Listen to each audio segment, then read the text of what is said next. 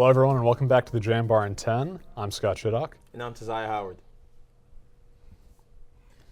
The YSU Board of Trustees met on January 28th for a special meeting to discuss two resolutions for funding the Kilcully renovations. The first motion approved bond dispersions of student fees not exceeding $40 million. The other approved the sale and issuing of general receipt bonds for YSU. YSU President Bill Johnson said these bonds will provide a cushion for the budget. Our board has approved that we can bond up to $40 million. No more, and we may not bond that much. We'll have to see how much we need as we go along. Construction is set to begin in May and completed by September of 2027. The Youngstown State University Bursar's office announced a recent change to payment methods at the cashier's window. Starting February 1st, debit card payments will no longer be accepted for tuition and housing payments. Susan Ewing, the university bursar, said that although card payments can't be made in person, they can be made online by using a bank account and routing number.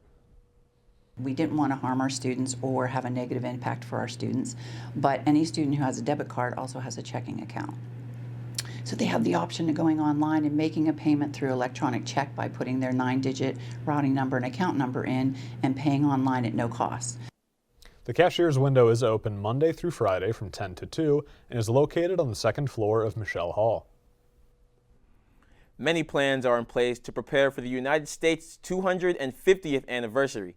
Jambar contributor Nick Carlisle Hanchard has more on how YSU alumni has become a part of the celebrations. With the upcoming 250th anniversary celebrations for the United States, Dante Bernard will be representing the state of Ohio and YSU in the celebrations. Dante Bernard, a YSU graduate and a museum educator for the Mahoning Valley Historical Society, is one of two Ohio representatives on the Youth 250 Bureau. Youth 250 is a nonpartisan initiative geared towards Gen Z involvement in the America 250 celebrations. He said the Bureau was formed to assist organizations in event planning for America 250. Bernard graduated from YSU in spring 2023 with a bachelor's degree in history. He said his role at the Historical Society caused him to apply to the Bureau. Just being able to work so closely with young people, it really kind of kindled a passion to make sure that people, again, that wouldn't necessarily think themselves to be part of the celebration, making sure that they know that they have just as much right to be excited about the milestones. Amy Fluker, associate professor in the Department of Humanities and Social Sciences, stated Dante's role on the Bureau underscores the goal of the history department to provide students with opportunities to bring history outside of the classroom and using it to enrich the quality of life in communities. Fluker said history for Gen Z is important as it provides ideas for a collective way forward. Why should you take a history class? Because it seems probably really remote and useless. I memorized the stuff, I passed the test, I never use it again. But the reality is we live in the world the past made, right? We can't escape it, and so we have to understand it in order to better understand one another and to be able to move forward. For more information on America 250 celebrations, visit america250.org. For the Jambar, I am Nick Carlisle Hanchard. Thank you.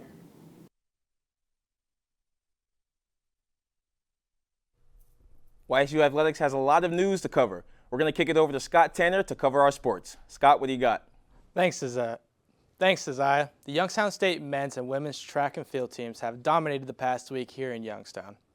The track and field teams hosted an invitational at the Watson and Tressel training site on January 17th and traveled to Clemson University on January 24th and 25th. The team has broken many records and personal bests between these two competitions. On January 17th, Youngstown State had over 13 wins across the board. In the high jump, YSU claimed the top 4 spots, all led by Mason Stevens at 2:02 meters. In second place was senior Nathan Lesavoc, third was senior Zachary Webb, and fourth was sophomore Connor Durig. On January 24th and 25th at Clemson's For the Orange and Purple Invitational, Youngstown State's very own Nia Williams-Matthew broke the YSU record in the triple jump event. On her final attempt of the day, she crushed her marks by getting a 12.49 meter jump, Williams Matthews claimed 4th place in the triple jump. Youngstown State men's and women's track and field are back in action on January 31st, hosting the YSU's Major Invitational at the Watts. To view stats and more, visit ysusports.com.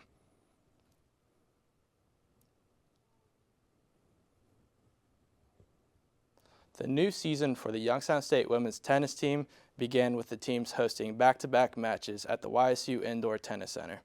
The team faced Marshall University on January 18th. And the University of Miami, Ohio, the following week. The Penguins gave Marshall a hard fight, but came up short to the Herd in a 4-3 loss. The Lady Gwins avenged themselves when they hosted Miami of Ohio with a 6-1 statement win. Youngstown State will be back in action out west for a weekend tournament in Las Vegas. To view the live stats and stay updated, visit ysusports.com. The YSU's men's basketball team returned home to the Beagley Center. Marissa Masano has more. The Youngstown State University men's basketball team just completed their second home game out of 4 in this series. They finished up non-conference play against Penn State Shenango. On January 22nd, the Penguins were defeated by Robert Morris University 70-72. Junior Jawan Maxey recorded a career-high 22 points. Fifth-year Ty Harper added 15 points and grabbed a team-high 5 rebounds. Junior E.J. Farmer returned to the Penguins lineup for the first time since January 4th. The Colonials opened the second half with an 8-2 run, grabbing the game's first double-digit lead. With 10 minutes left, Maxey scored the next 12 Penguin points and made a three-pointer, making the game score 68-69 in favor of RMU. Head coach Ethan Faulkner praised Maxey's second-half performance. He got it going late, made a few shots, made some plays off the bounce for us, got to the foul line, really got us back in the game. He did what he needed to do. The Colonials went 1 for 2 from the free throw line to take a 70-68 lead. Harper tied the game 70-70 on a second chance layup with 6 seconds left. RMU responded with a fast break and sealed the game with a layup. Prior to the Penguins game on January 24th, Horizon League Commissioner Julie Rolanche released a statement suspending head coach Faulkner from the team's game against Penn State Shenango. The Penguins defeated the Nittany Lions 112-63. Farmer recorded his first career double-double with 20 points and 10 rebounds. Harper added 17 points and tied his career-high 5 three-pointers. 6 players scored in double figures, and all Penguin players scored at least 2 points. The team made 15 three-pointers and set a new school record with 72 rebounds. After the game, associate head coach Dwayne Osborne reflected on the team's focus. I think we were just trying to take the best shots that are available to us. I think we shoot quite a few threes normally, just what we average in our attempts per game, and so, that was what was available a lot of the day, and so, we just want to try to take the best shots we can. Hopefully we're training ourselves to create the habits that we need to be successful. And so, and then rebounding obviously is a super important thing every game. And so, it kind of was what it was on that. The Penguins played Wright State University yesterday. To find the final score, visit ysusports.com. The team will close out their homestand on February 1st against Indiana University, Indianapolis. For Jambar TV, I'm Marissa Masano.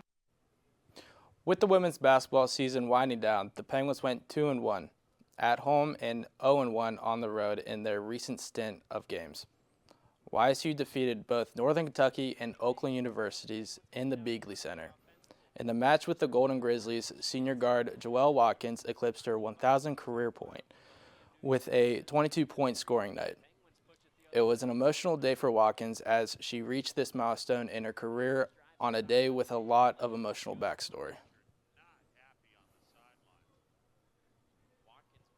Yeah, it definitely meant a lot. It's crazy that I needed 19 points. My dad died on the 19th of November in 2019, and today is the 1-year anniversary of my dog passing. So, it was just it felt good today, honestly. Youngstown State will have a bye week before playing Green Bay on the road at 7 p.m. on February 6th. The game will be broadcasted on ESPN Plus and 1390 WNIO. That's all I have for the sports update. Back to you at the desk. Thank you for watching the Jambar in 10 this week. We'll be back next week with even more. Stay safe, Penguins.